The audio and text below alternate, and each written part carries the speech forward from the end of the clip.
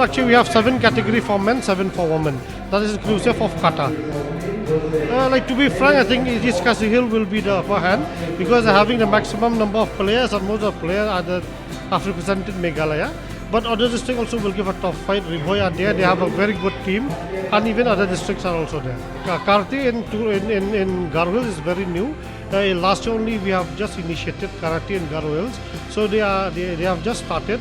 So but they are picking up very fast, and I do hope with the Meghalaya games coming to Tura, I think by the next game we'll be finding many good players from Garo Hills also.